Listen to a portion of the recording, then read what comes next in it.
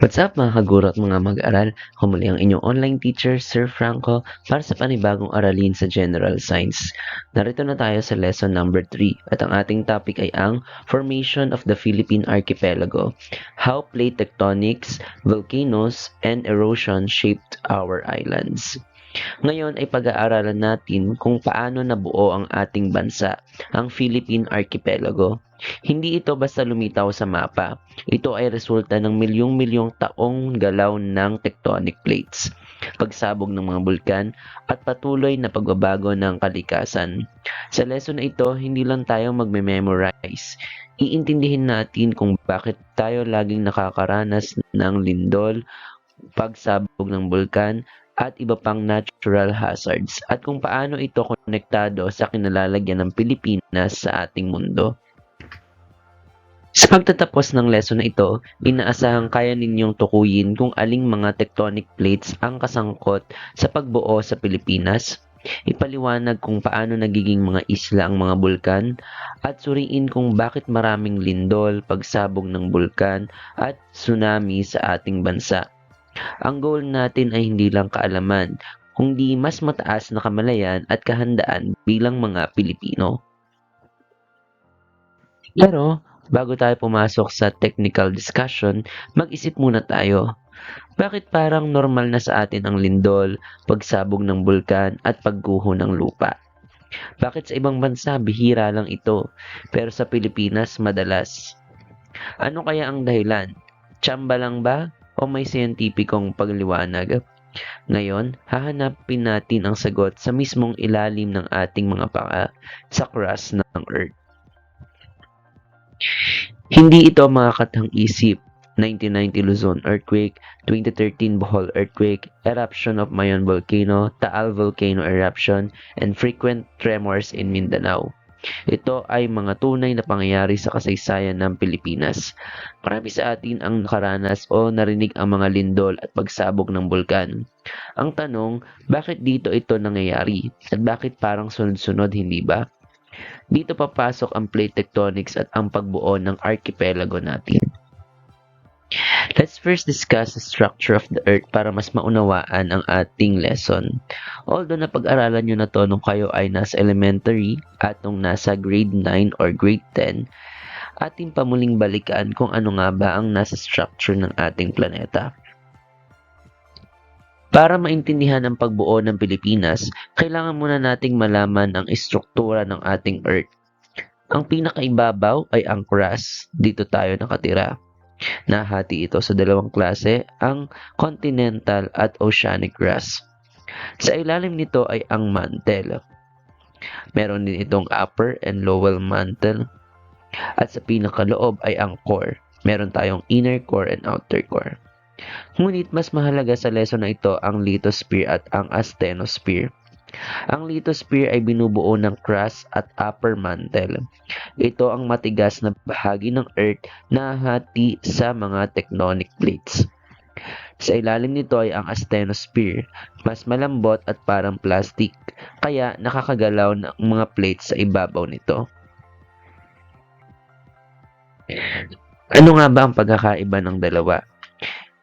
Isipin ninyo ang lithosphere bilang mga piraso ng puzzle na nakalutang sa ibabaw ng asthenosphere.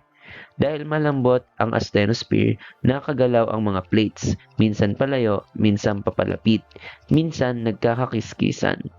Ang galaw na ito ang pangunahing dahilan kung bakit nagkakaroon ng lindol, bulkan at pagbuo ng mga isla tulad ng sa Pilipinas. Ano nga ba ang mga tectonic plates na bumubuo sa ating lithosphere? Hindi pare-pareho ang mga tectonic plates. Ito ay mga malalaking tipak ng lupa sa mga kinatatayuan natin ngayon. May mga plate na binubuo ng kontinente o tinatawag nating continental plates.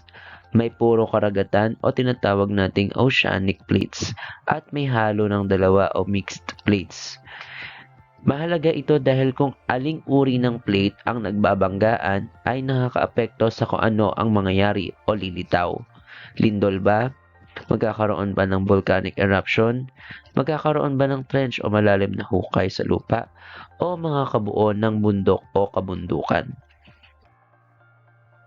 Ang Pilipinas ay nasa gitna ng ilang sa malalaking tectonic plates sa ating lithosphere. Sa silangan ng ating Pilipinas ay ang Philippine Sea Plate. Sa kanluran naman ay ang Eurasian Plate. At sa mas malayo ay ang Pacific Plate. Wala lang dito sa label pero ito yung katabi ng Philippine Plate. Meron din tayo nakapalibot na Indo-Australian Plate pero meron lamang itong indirect influence. Dahil nasa pagitan tayo ng mga ito, para tayong nasa tectonic battlefield, kaya napakaraming geological activity sa ating bansa. Ngayon, magsagawa tayo ng maakling activity. Naalala nyo ba ang mapa na pinakita ko kanina? Tingnan ninyo ang blankong mapa ng mga tectonic plates. Hanapin at i-label ang tatlong tectonic plates na may malaking papel sa pagbuo ng Pilipinas, ang Philippine Sea Plate, Eurasian Plate, at Pacific Plate. Ang layunin nito ay mas ma-visualize ninyo kung gaano kasalimuot ang posisyon ng ating bansa sa ating mundo.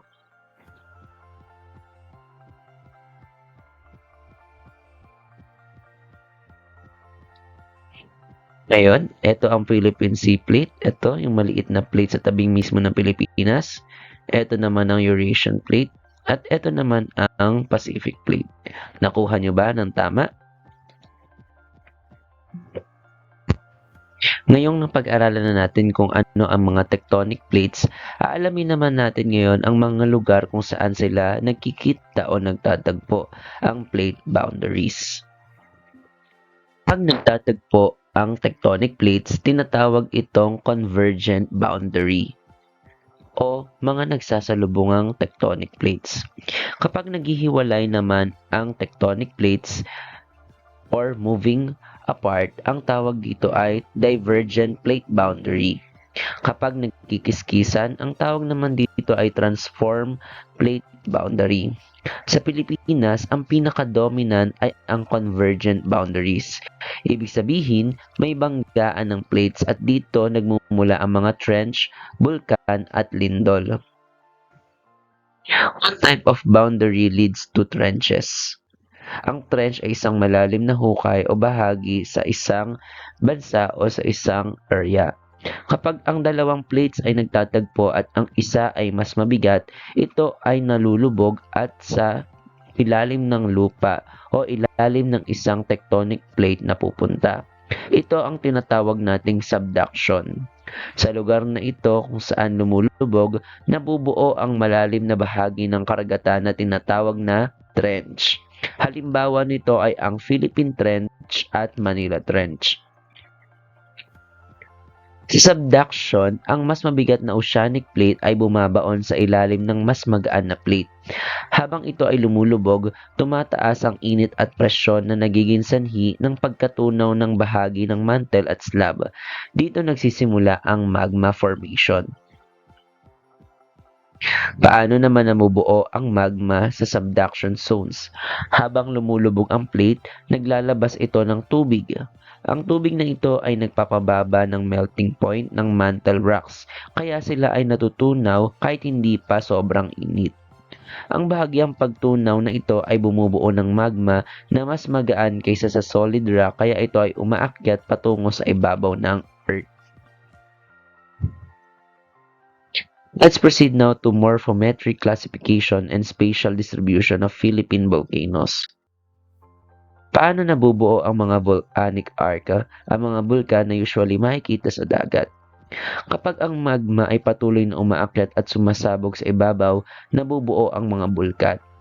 Kapag maraming bulkan ang nabuo sa isang linya, ito ay tinatawag na volcanic arc. Ang Pilipinas mismo ay isang volcanic arc system, kaya tayo ay napakaraming aktibong bulkan. Halimbawa ng mga bulkan na makikita sa Pilipinas ay ang pinaka-active na volcano, ang Mayon.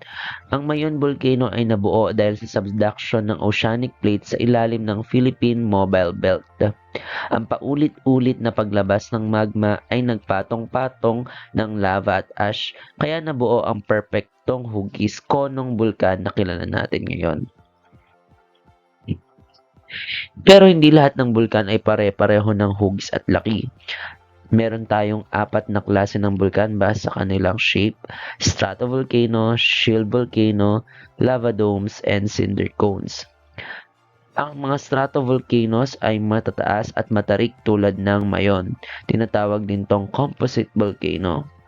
Ang shield volcanoes naman ay malapad at mababa. Ang lava domes ay mabagal ang paglabas ng lava at ang cinder cones ay maliit ngunit matarik. Ang uri ng bulkan ay depende sa uri ng magma at paraan nito ng pagputok o pagsabog. Spatial distribution of Philippine volcanoes. Mapapansin na ang mga bulkan sa Pilipinas ay hindi basta-basta nagkalat. Sila ay nakaayos sa mga linya na sumusunod sa plate boundaries at trenches. Ito ay patunay na ang plate tectonics ang pangunahing dahilan ng kanilang pagkakabuo. Convergent plate margin dynamics. Sa convergent margins, may compressions, nagkakabanggaan ang mga plates. Ito ay nagreresulta sa subduction, magma formation, pagbuo ng bulkan at lindol. Ang lahat na ito ay makikita sa Pilipinas, kaya masasabing nating tayo ay isang aktibong geological region. Paano nabubuo ang plate tectonics? Dahil sa earth dynamics. Ang paggalaw ng plates ay pinapagana ng init mula sa loob ng earth. Ang mantle convection currents ay nagtutulak at humihila sa mga plates. Sa pagdaan ng milyong-milyon taon, ang crust ay patuloy na nare-recycle at nadadagdagan. Dito nabubuo ang mga kontinente at archipelago, at isa na nga ito sa dahilan kung paano nabuo ang Pilipinas. Paano naman nakakaapekto ang erosion o paglipat ng mga materyales mula sa isang lugar patungo sa isang lugar sa island formation? Hindi lang bulkan ang humuhubog sa mga isla.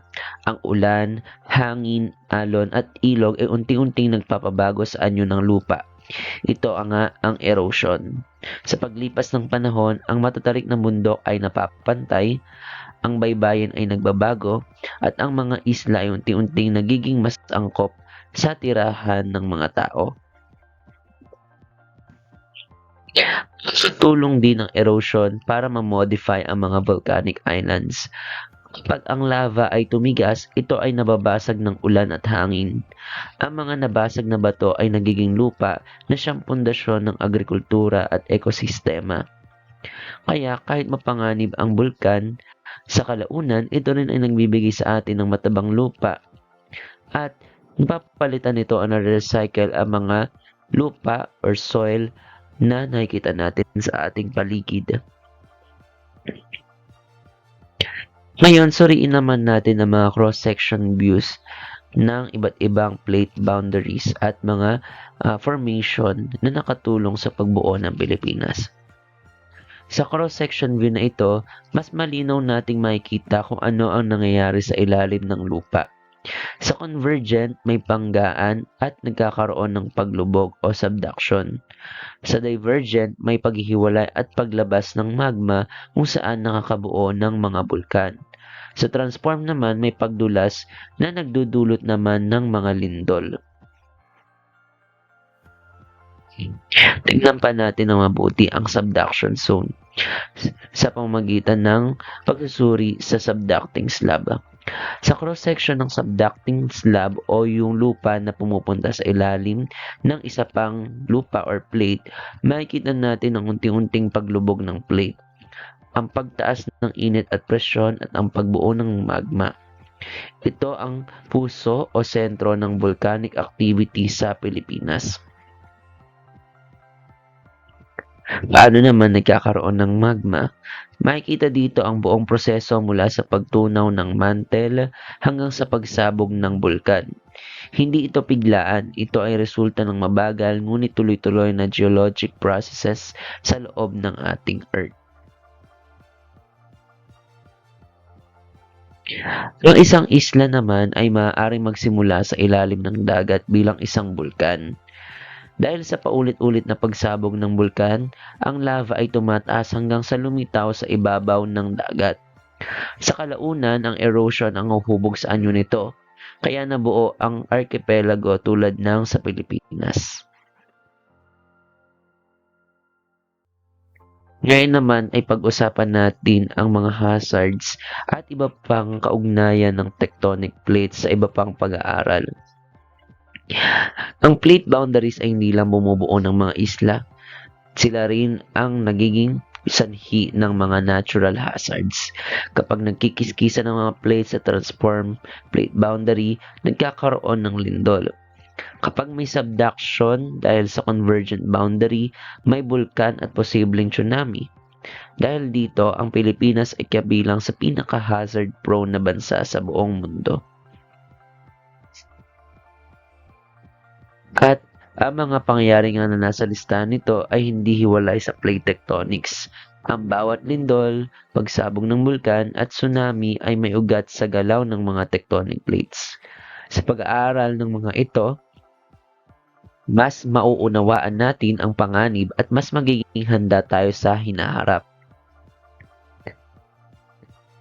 Dala naman natin ngayon ang Philippine Fault System. Ang Philippine Fault System ay isang malaking fault na tumatawid sa Luzon, Visayas at Mindanao. Ito ang pangunahing sanhi ng maraming malalakas na lindol sa bansa. Halimbawa nga nito ang 1990 Luzon earthquake at ang 2013 Bohol earthquake na parehong nauugnay sa aktibong fault systems.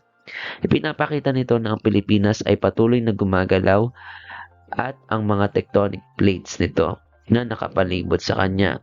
Kaya mahalaga ang kahandaan at tamang kaalaman sa disaster risk reduction. Ngayon, gamitin ninyo ang inyong kaalaman upang lumikha ng hazard map o infographic. Ipakita ninyo kung saan naganap ang mga sakuna, anong plate boundaries ang kasangkot, at ano ang maaaring gawin ng komunidad upang maging handa. Narito ang ilan sa mga recommendation para maging handa sa mga disasters. Ang agham ay hindi lamang para sa kaalaman, ito ay para sa kaligtasan. Sa pamamagitan ng tamang paghahanda, may iwasan ang malaking pinsala at mas mapangangalagaan natin ang buhay ng tao. Ang mga natutuhan nyo rin ngayon ay magagamit ninyo sa tunay na buhay, sa paghahanda sa sakuna, sa pagpaplano ng mga lungsod, at sa pangalaga ng kalikasan. Ang agham ay hindi lang nasa libro, ito ay nasa ating komunidad. Ngayon, kung interesado kayo sa Earth Science, maraming career ang naghihintay sa inyo. Ang mga profesyong ito ay hindi lamang nagbibigay ng trabaho, nagbibigay din sila ng serbisyo sa bayan at kaligtasan sa kapwa. Ang lesson na ito ay hindi hiwalay. Ito ay kabuuan ng lahat ng napag-aralan natin tungkol sa Earth. Mula sa rock cycle hanggang sa natural hazards, lahat ay konektado sa galaw ng ating planeta. Ngayon dumako na tayo sa mga activities at assessment. Activity 1, mini case study. So scenario, the 1990 Luzon earthquake happened along a fault line. I-identify ninyo kung anong type ng plate movement ang nag-cause sa event na ito at mag-suggest ng dalawang safety practices na dapat gawin ng mga tao during earthquakes. Activity 2, short presentation task. Pipili kayo ng isang bulkan sa Pilipinas at ipapaliwanag ninyo kung paano ito nabuo dahil sa galaw ng tectonic plates. Pwedeng pasalita or pasulat. Ngayon naman, sagutin ninyo ang mga tanong na ito upang masukat kung gaano ninyo naintindihan ang lesson. Hindi lang ito pagsulit, ito ay pagkakataon upang patibayin ang inyong kaalaman. Para sa huli, magsagawa tayo ng reflection. Ngayon na alam na ninyo kung paano nabuo ang Pilipinas, paano nagbago ang pananaw ninyo sa lindol, bulkan at iba pang sakuna. Mas naiintindihan nyo na ba ngayon kung bakit mahalaga ang kahandaan at ang agham o pag-aaral tungkol sa mga ito? Bilang pangwakas, tandaan natin, hindi tayo ang may-ari ng Earth. Tayo ay bahagi lamang nito. The Earth does not belong to us, we belong to the Earth. Ang pag-unawa sa ating planeta ay hindi lamang para sa kaalaman, kundi para sa pangalaga, paggalang at responsabling pagkilos bilang mga mamamayan ng mundo at Pilipinas. Thank you to the development team ng Lesson Exemplar kung saan ibinase ang lesson na ito. Once again, I'm your online teacher, Sir Franco. Thank you for watching.